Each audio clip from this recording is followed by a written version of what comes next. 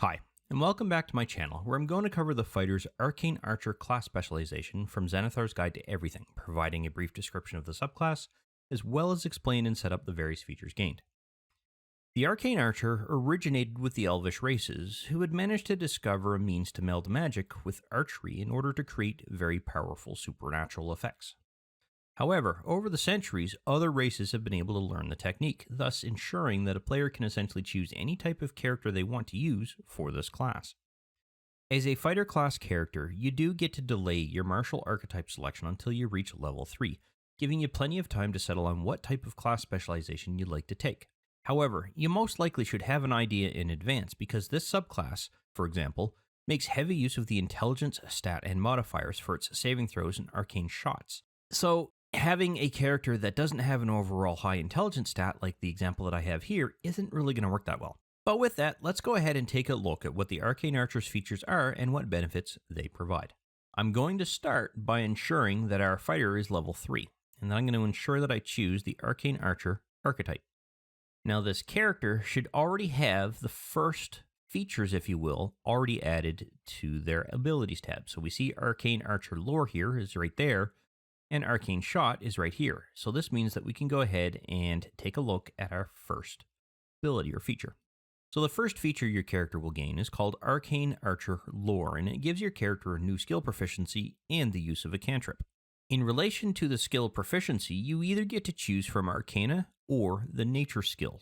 In this particular case, my character has neither, so I'm going to go ahead and select Arcana for this. Now, the second portion to the feature allows you to choose from two cantrips, Prestidigitation and Druidcraft. Both cantrips are transmutation cantrips, and they kind of do similar things but with different sides of effects. So essentially, they're really minor magical tricks that you can take advantage of and be able to do a couple of things in relation to each of these spells. So I will let you go ahead and figure out which one you want to choose. In this particular case, I'm going to choose Prestidigitation for our character, and I'm going to drop it into place. The other feature that your character is going to gain when you choose your class specialization is called Arcane Shot. And what it does is it enhances your arrow shots, if you will, by providing you various different options.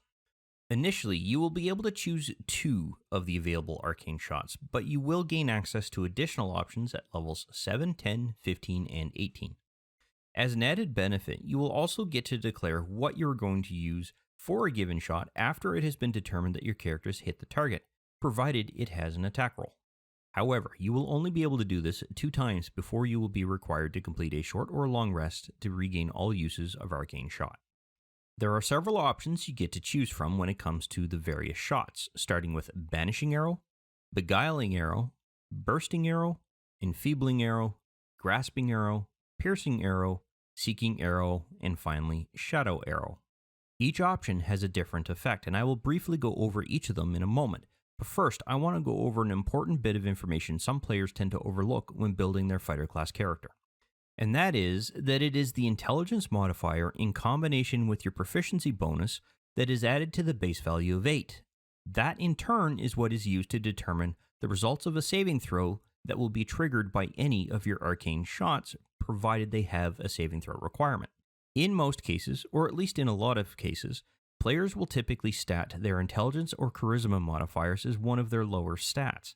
But if you're looking to make use of the Arcane Archer, your character will only benefit with a higher intelligence, as it will help with many of the saving throw values that will be needed to be rolled against. So you will want to keep that in mind when you're creating your character. So with that in mind, let's go over each of the Arcane Shot options.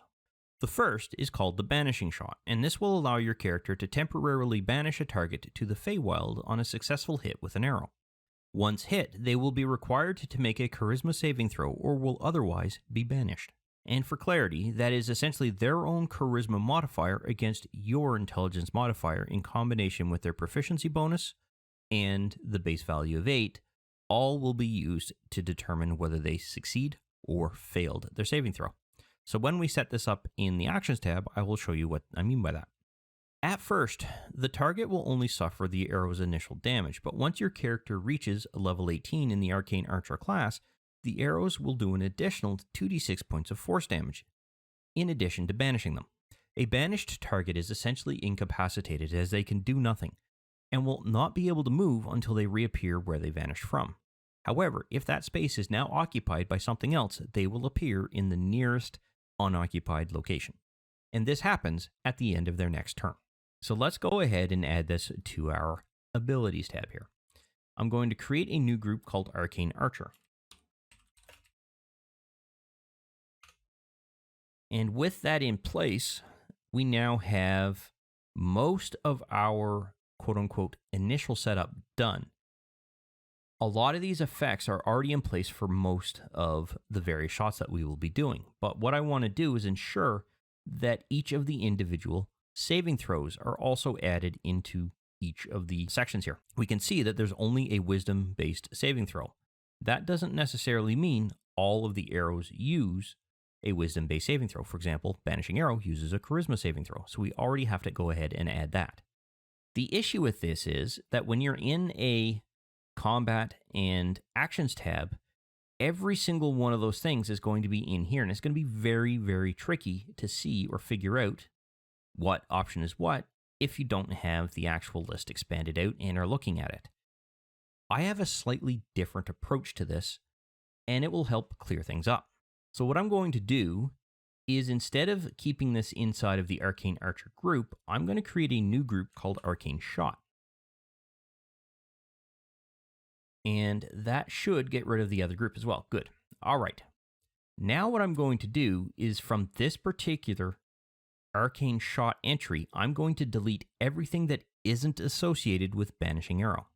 And what I mean by that is I am literally going to delete all of the actions that are part of this initial effect. And then I'm going to go back and add in the ones that make sense. Oops. So just 1 second. I'm going to go through and clean all of these out. And it doesn't matter whether you go and clean the excess out. But here's what we want. Now I cleaned or removed, if you will, the 2d6 force damage. But the force damage doesn't come into play until later on. So I'm going to quickly rename this to force. What that does mean is that we've already set up what happens when your character reaches level 18. I'm also going to modify this to not be a wisdom saving throw, but a charisma saving throw. And I'm also going to modify the group to use the intelligence stat. Oops, yep, went right by that one. Oh, did it again. There we go. For all of these features, and I'm going to set this up for 2 uses daily. And you'll understand in a moment why. I am also going to rename this, if you will, to Banishing Arrow.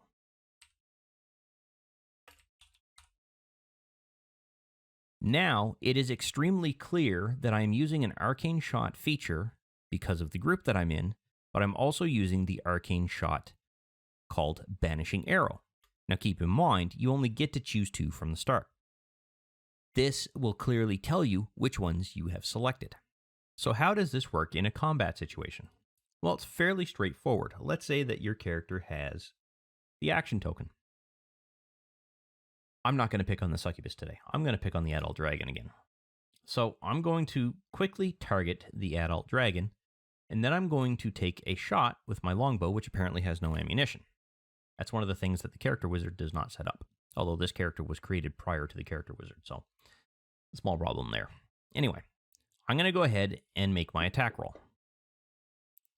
And that is a hit. Now, at this particular point in time, this adult dragon is going to be required to make a saving throw.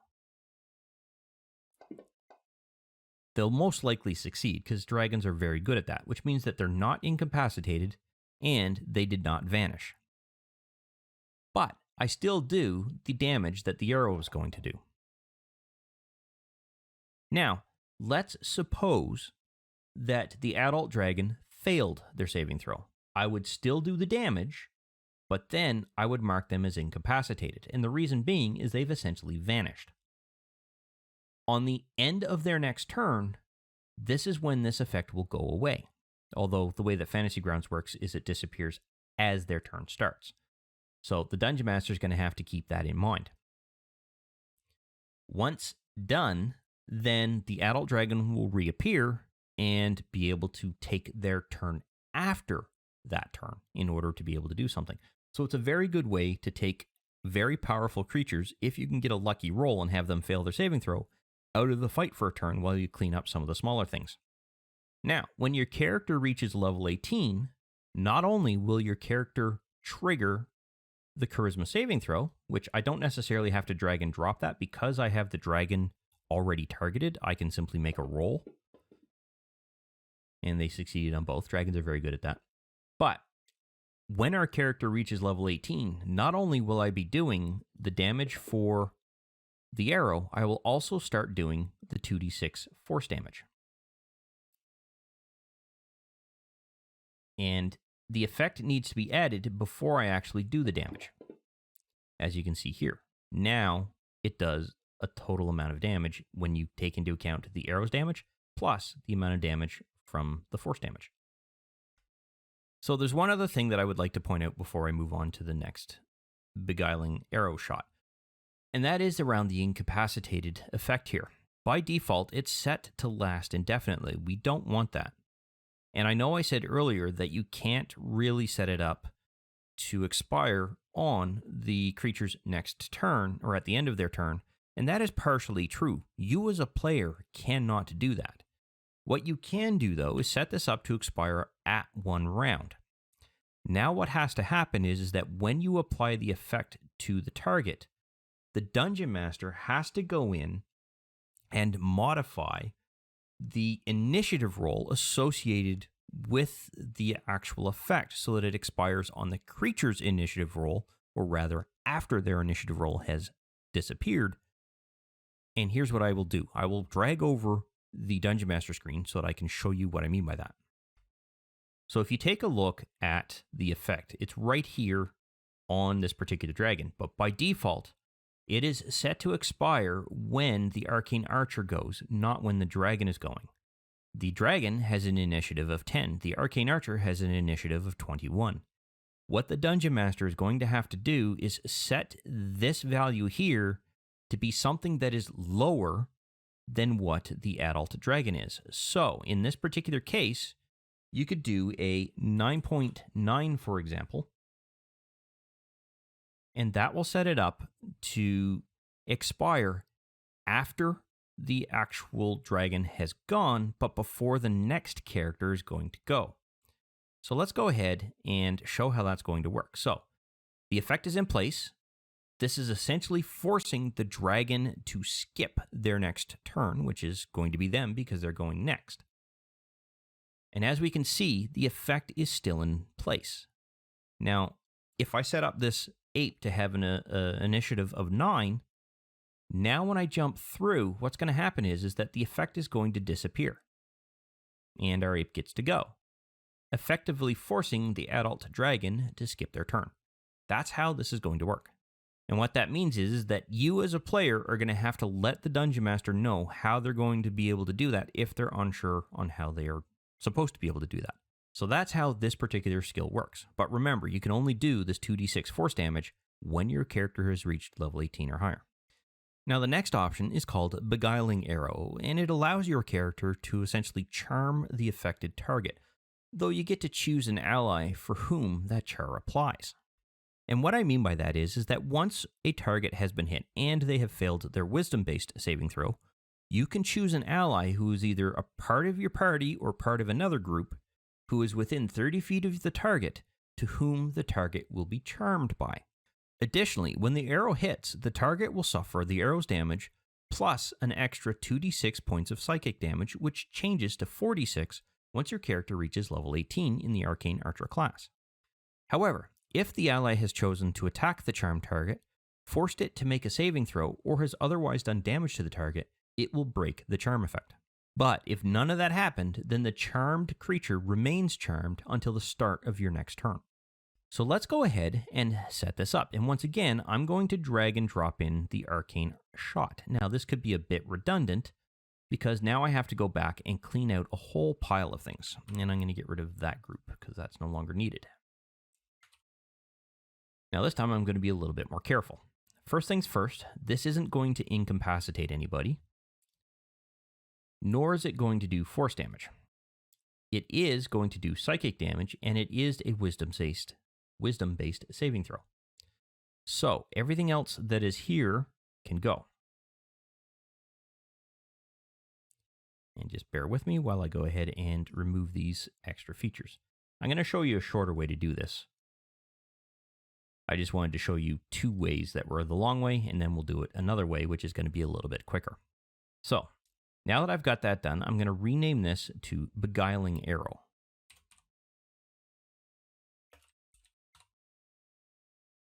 It's going to be within the Arcane Shot group. It already has the wisdom-based saving throw, but I'm going to pop that open so that it updates to use the stats that are provided by the group. And this is already set. But what I want to do now is go ahead and add the charm effect. So I'm going to go ahead and set this up. Call it Beguiling Arrow. Actually, yep, Beguiling Arrow. Semicolon, and just type in the keyword charmed. And it expires after your turn.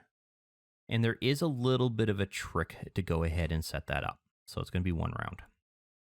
So let's go ahead and see how this is going to work within the combat tracker.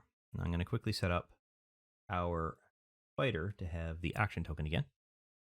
So let's say that we want to charm the adult dragon. Obviously, we're not going to be able to do so unless we get really lucky with a saving throw loss, or fail, I should say.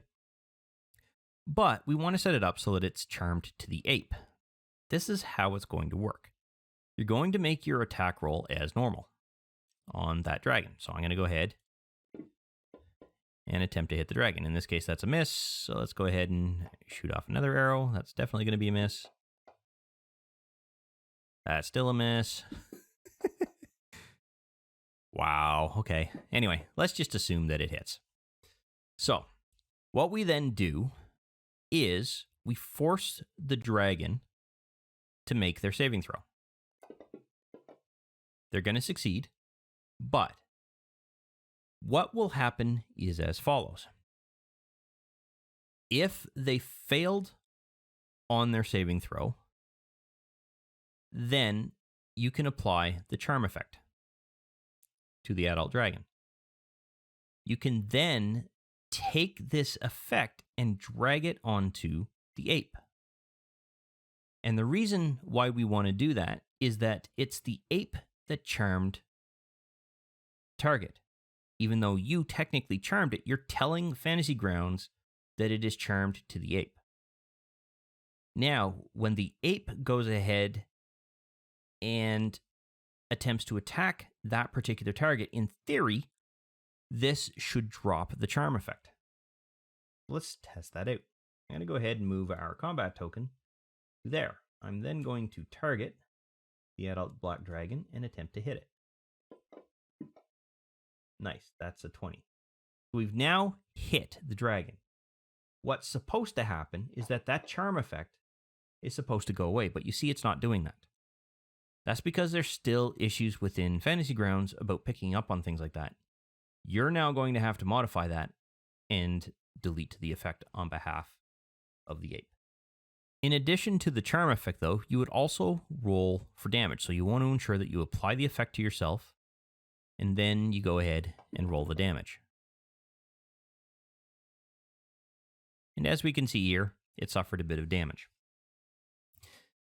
Now, at later levels, when your character reaches level 18, you'll simply want to modify the force damage to be 4d6 as opposed to 2d6 in this particular case. There's also something else that I would like to point out here. This half damage on success should not be there. I'm not sure where that came from. I might have accidentally done that.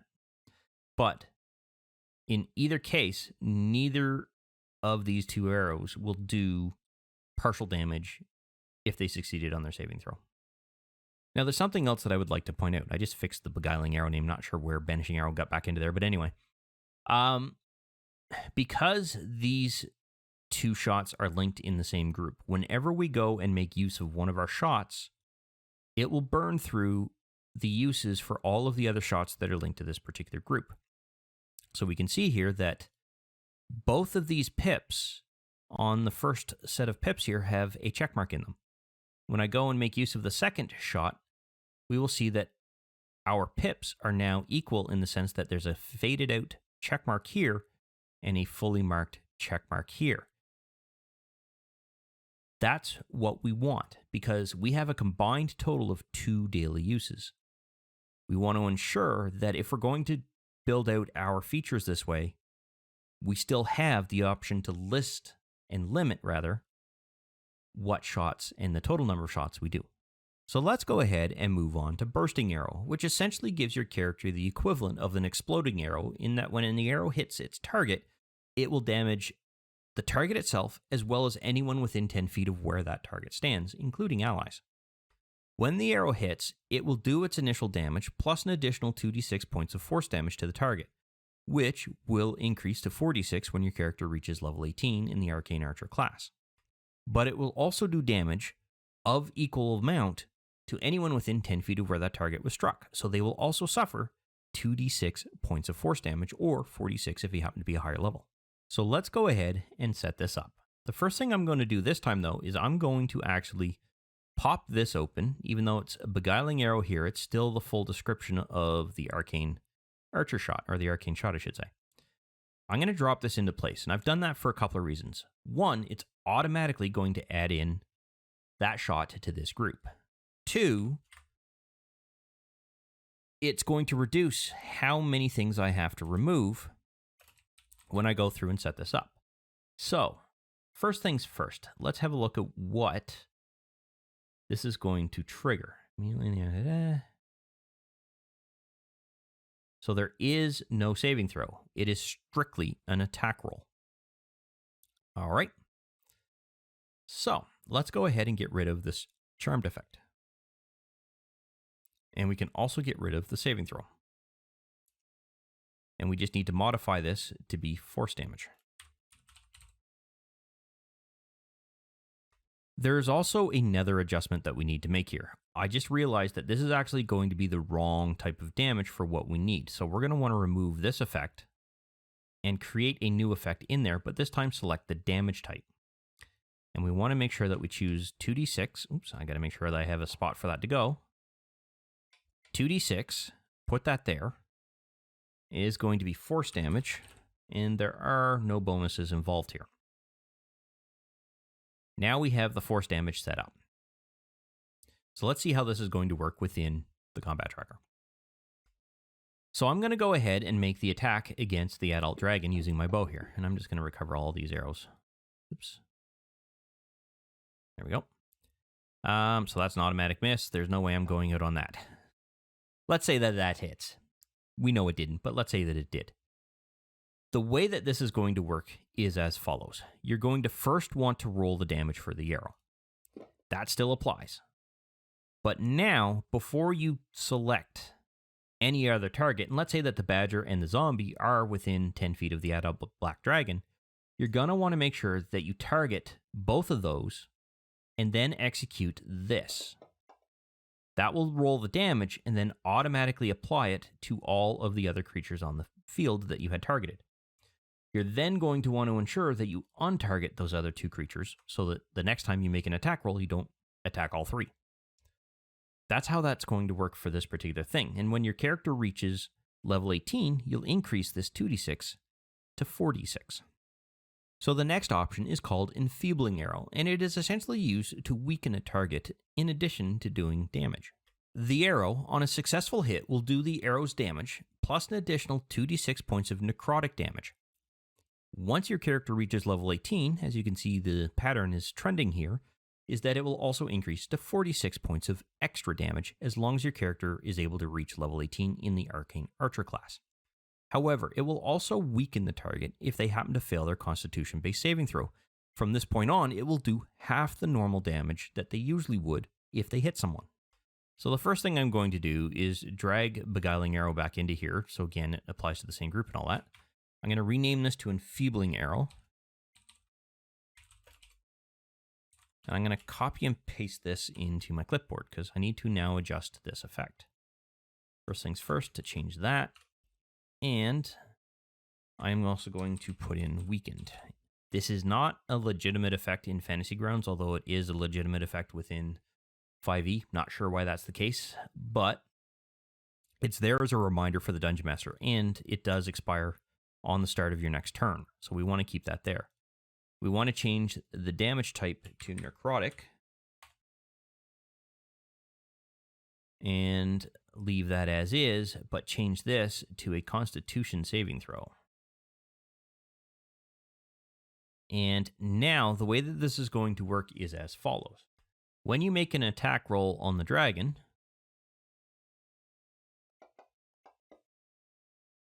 still a miss, but let's say that it hits. Before you roll your damage, you're going to want to apply this effect to your character, and then you're going to want to roll the damage. Now, you're also going to want to force them to trigger a saving throw. They still succeeded, but once again, let's say that they failed.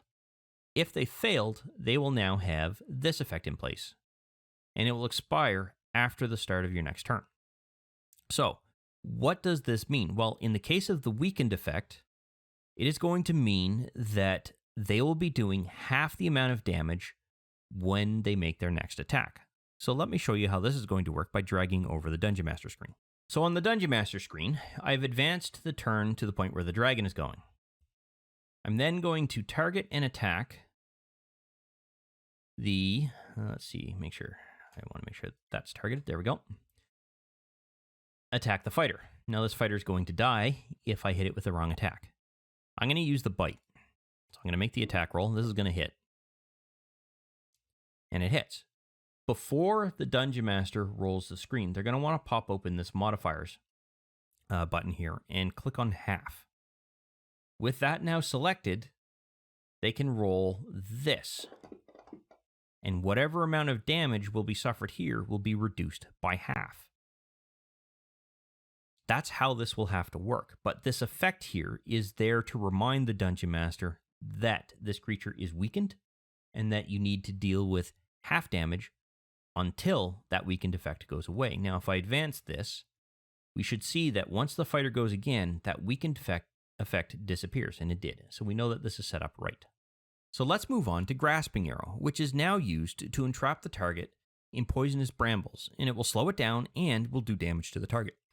When a target is hit by this arrow, the brambles will spawn around it and begin to grasp at the target, slowing it down by 10 feet. It will remain in place for approximately 1 minute, and when your arrow hits, it will also do damage that it normally does. In addition, it will also do 2d6 points of poison damage to them, but the target won't become poisoned because of it. However, an additional 2d6 points of slashing damage will be done to them if they move more than 1 foot, if you will, on their turn, the first time the target moves in that turn. And what I mean by that is that if the target doesn't move, they will not suffer the 2d6 points of slashing damage during their normal movement rounds. If they complete their turn and don't move, they won't suffer it at all. However, if they do decide to move any more than 1 foot on their turn, the first time that they move, they will suffer that damage. So let's say that they had 30 feet of movement. They chose to move 5 feet. They would suffer the damage. If they then decided to move an additional 15 feet after that, they would not suffer additional damage. The target, or someone else, can choose to break the brambles apart if they chose to make an athletics check to do so, but the brambles will also dissipate if you choose to use it again while the effect is still active.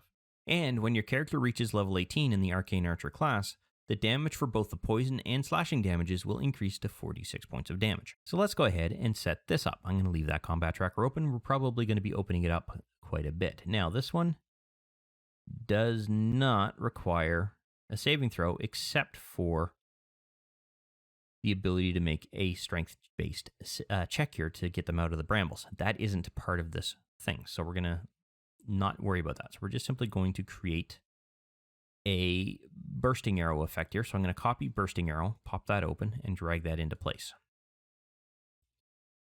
I'm then going to modify this to be grasping arrow.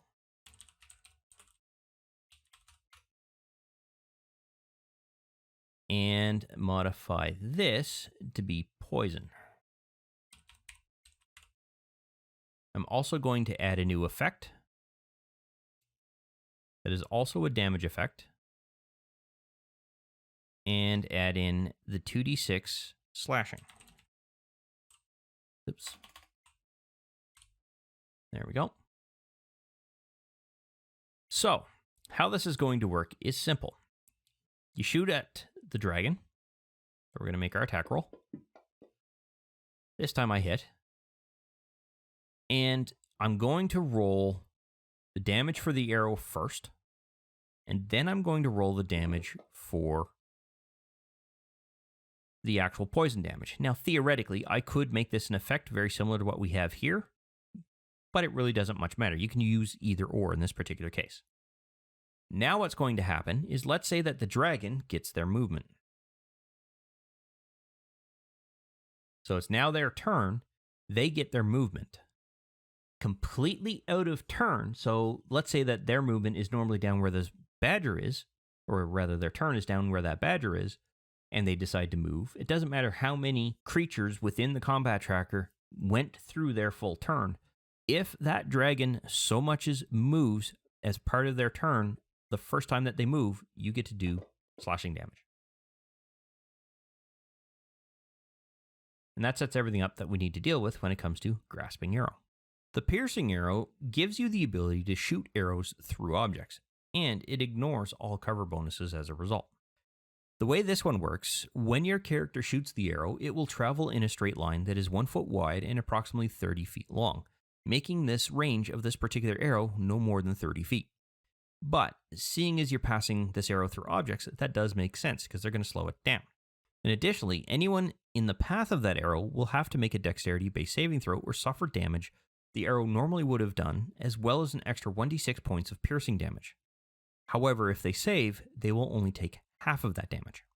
And as usual, when your character reaches level 18 in the Arcane Archer class, the damage that is added as extra damage will increase from the 1d6 points of damage to 2d6 points of piercing damage. So let's see if we can set this one up. This does have a saving throw requirement, so I'm going to drag this into place and make use of this. It does not, however, have an effect, so I'm going to delete that. This will initially be doing 1d6 piercing damage. And it doesn't expire, but it does expire on the next roll. And this case is it's a dexterity-based saving throw. So, let's see how this one is going to work. I'm going to set up the action token on our fighter again.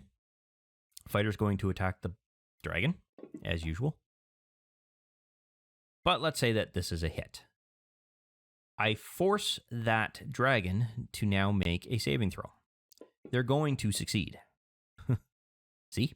It's almost predictable. Now I'm going to apply this effect and roll the damage. But I've made a mistake. You'll see here that they took the full 13 points of damage. What should actually happen is that they only take half the damage on success. So let's re-roll that saving throw and see if we can get it to take half of the damage. I'm going to apply the effect again and roll the damage. So you may have noticed here that this isn't necessarily going to work. I'm not sure why, but for some reason Fantasy Grounds doesn't reduce the damage when it comes to ranged or melee-based weapons when you enable or save on a saving throw. I'm suspecting this is only going to apply to spell effects, but I'm not sure on that.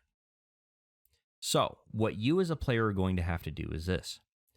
If they succeed on a saving throw, like they have here, you're going to need to open up this modifiers button, select that, add the effect, and then roll the damage. This should reduce the amount of damage that they took to half. It's a little bit of extra work, but it's a relatively quick way of making sure that your quote-unquote correct values are in place. Now, before I move on to the next one, I still have to make sure that this is called the Piercing Arrow.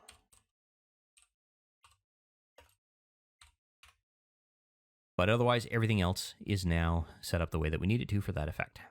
So let's move on to the Seeking Arrow, and it kind of works the way that the Piercing Arrow does, except instead of going through objects, it will actually move around objects as it's passing through to its target.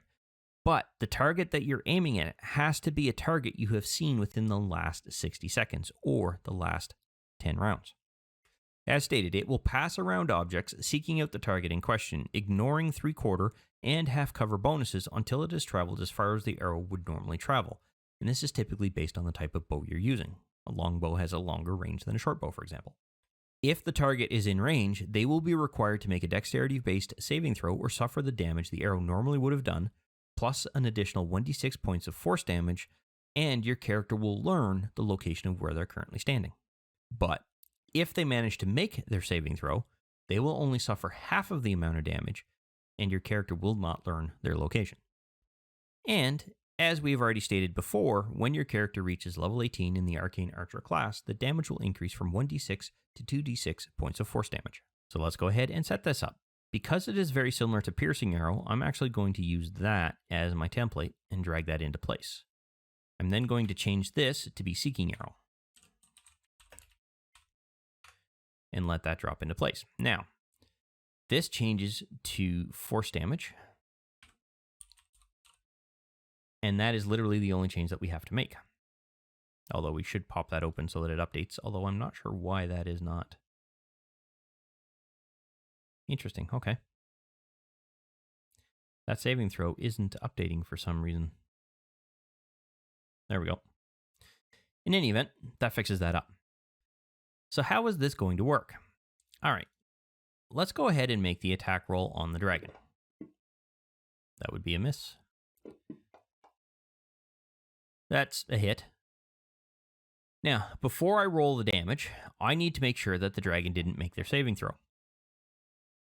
They succeeded, so I now have to pop open this modifiers button, ensure that that is selected, add the effect to my character, and then roll the damage.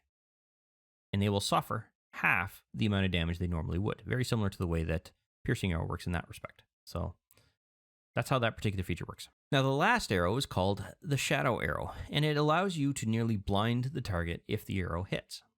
When the arrow hits, the target will suffer the normal arrow damage plus an additional 2d6 points of psychic damage, or, as per usual, once your character reaches level 18, it will be 46 points of psychic damage. On top of that, they will need to make a wisdom-based saving throw or be unable to see anything past 5 feet until the start of their next turn. And I love this feature because we get to introduce something that is new to Fantasy Grounds. Let's go ahead and set this up. This is going to be similar to Piercing Arrow, so I'm going to make use of that. No, actually, they're going to be blinded as a result of this, so I'm going to make use of the Beguiling Arrow because we will be adding an effect of sorts. So I'm going to rename this to Shadow Arrow. And I'm going to update this effect to be something completely different than what you might expect. They're not blinded. We're just simply reducing their vision. So we're going to make use of the new vision effect, if you will, to reduce what their line of sight and their capability to see is. So it's going to last for 1 round and stays that way. They will also suffer psychic damage, so we don't need to deal with that. But they do need to make also a wisdom saving throw, so we don't need to make any adjustments there, although obviously that's not updating, so let's go ahead and update that. So how is this going to work? Well, it's going to work like this. We make the attack roll as per usual. That's going to be a miss, but let's say for the sake of expediency that we hit. We're going to do our damage as we normally would. There's no requirement for a saving throw here. But now we're going to force them to roll the saving throw. And this time they failed. That means we apply this effect. And now we're controlling how far they can see. It's going to be a little bit tricky to show you this, but let me go ahead and set up a map so that you can actually see what's going to happen here. So I've gone ahead and dragged over the Dungeon Master screen, and I've set up our dragon and our errant fighter here within a line of sight enabled map. And the reason why I've done that is to showcase a couple of problems that we have. By default, a dragon can see quite a ways, and I'm going to open this up a little bit further so that we can actually see things a bit better. And when you apply an effect to a dragon, it isn't necessarily always going to adjust their vision. So if I apply that effect to the dragon, their natural abilities override this capability to be viewed, if you will, within the map, or to adjust what it looks like within the map. Technically, it should look very similar to this, where the character can't see anything around it.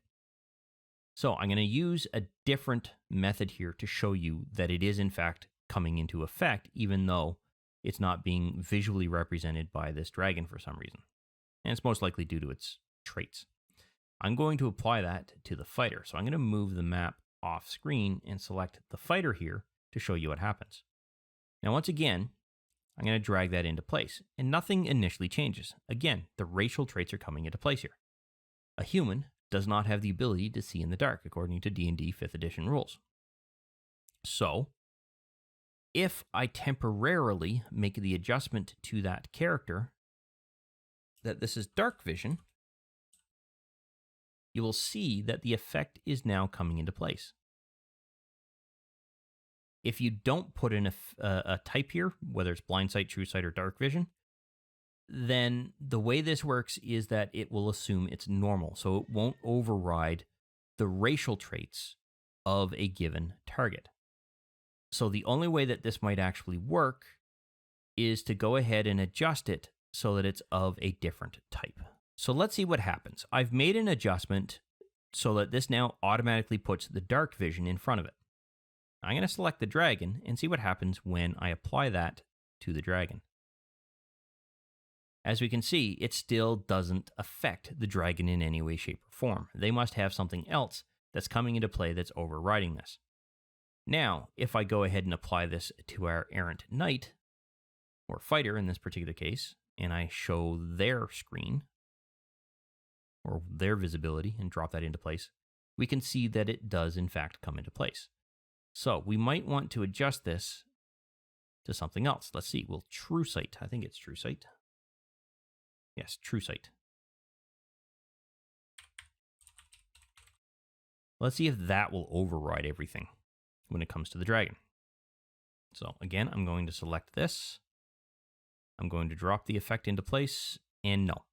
So unfortunately, we can't seem to affect this particular dragon. What about this badger? Can I affect that? So badger does have dark vision. We can tell because it's a highlighted circle here. So if I reduce this to 5 and don't apply any changes, what does that do to the badger? Nothing. And if I go ahead and remove that effect, but this time put in dark vision,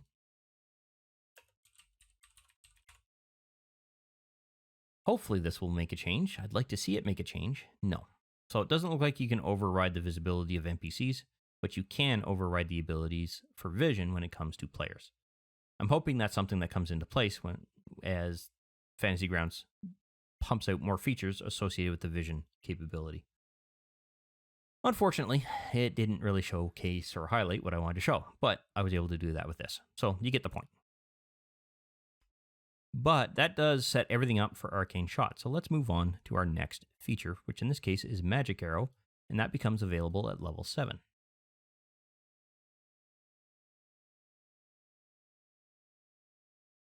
With Magic Arrow, your character will now be able to take a non-magical arrow and imbue it with enough magic to bypass any resistances and immunities to non-magical attacks.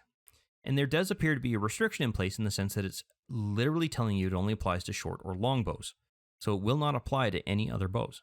Once the arrow is shot and has either hit or missed its target, the magic will fade, returning the arrow to its non-magical state. So let's go ahead and drop this into our Actions tab.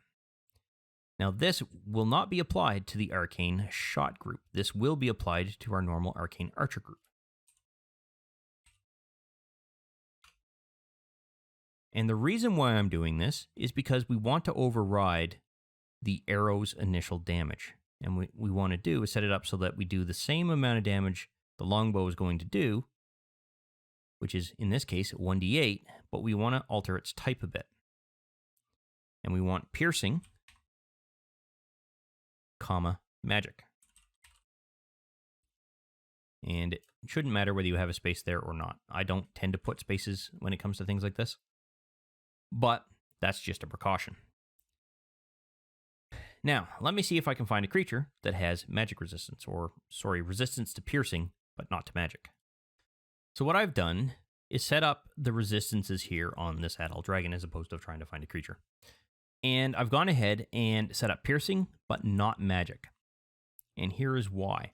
If the creature doesn't have the not magic tag here, for some reason, it ignores it whenever there's just piercing, even though you're specifying magic as part of your damage here. And I've added comma magic to the end of this arrow and adjusted this to use our dexterity bonus. So let's say that I hit the dragon. When I roll this now, it will ignore the resistance of that effect. Now, if I change that to be immune, as we can see here, it's now changed. It should still ignore the effect. Excellent. That means the damage is going through. Now, if I remove the not magic part, for some reason, it will actually apply only partial damage, because for some reason it's resisting, even though we're not specifying that it's resistance, or resisted rather, to magic. So it must assume all types of piercing damage as part of this immunity or resistance. So whenever a DM has something that has a specific immunity, it should have not magic associated with it as part of that resistance. Otherwise, this doesn't appear to work. Also at level 7, your character is going to learn something called the curving shot, which gives your character the option to potentially redirect an arrow that missed its initial target. You won't be able to redirect it back to the original target, but using your bonus action, you can adjust its trajectory, as long as the arrow was magical, and reroll an attack roll based on another target who is within 60 feet of the original target. So essentially, it's giving you the ability to reroll an attack roll. So this isn't a feature that you need to add to your actions tab, because technically you'd just be re-rolling and retargeting something. So let's say, for example, that the badger here, well, let's use the zombie, it's there still, was behind the dragon, or within a direction, if you will, that it makes sense that the arrow actually goes through and targets. You would attack the adult dragon like you normally would, and let's see, am I going to get, no, I'm going to get a natural 20 this time. Figures. I want to miss this time, not a hit. There we go. So that's a miss. Now what I would have to do is untarget the dragon, oops, not target myself, untarget the dragon, target the zombie, and then roll an attack roll there. If I hit, I then get to roll my damage as I normally would. So that's how that essentially works, but you'd have to specify that you're using curving shot when you do this. Now, the last feature your character is going to gain will happen at level 15, and it is called the Ever Ready Shot feature. It allows you to regain one arcane shot use if your character already has no uses remaining at the start of a combat turn on the first initiative roll. You may have noticed that I said first initiative roll. That's because there are some DMs who will re-roll initiative at the start of each turn, as it provides a bit of variety to the order of combat and can make it more interesting. So in that scenario, if you are already involved in combat and you've burnt through all of your arcane shot uses, you would no longer have any shots left. If, however, a brand new encounter was triggered at a later point in time and you have not gone through the process of completing a short or a long rest yet, then you would regain a single shot or single use of the arcane shot when you rolled initiative for that new encounter. And that, of course, is if you had none left. And again, this isn't a feature that needs to be added to your character's actions tab, because essentially this is giving you the ability to quote-unquote recoup a use of the arcane shot if you've already burnt through all of your uses. Not something you need to make as an action. But we're still not done. So let's say that our character reaches level 18. Oops, I don't want to drag that whole thing over. I just want to drag the icon. Now what we need to do is go back to our actions tab here and modify every single instance where we see 2d6 to be 4d6 when it comes to our arcane shot. That's not the one I wanted. That is. Modify this.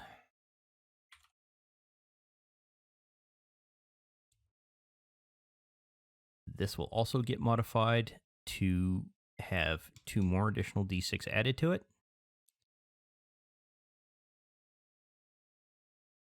This will also be 46 for necrotic damage. These will also bump up.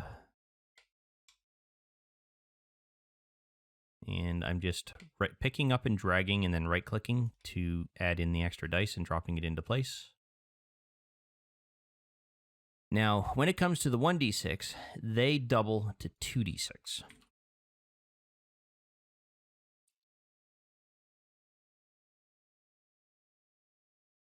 So these latter ones just simply drop down. And then this is the last one that we need to deal with. And that becomes 46 psychic damage. And that's everything you need to adjust when it comes to your character's arcane shots and uses at level 18. So the Arcane Archer is an interesting take on the fighter, who you would usually assume would be a close-up combatant. But this pushes your character into a range style of fighting like that of some rangers and rogues.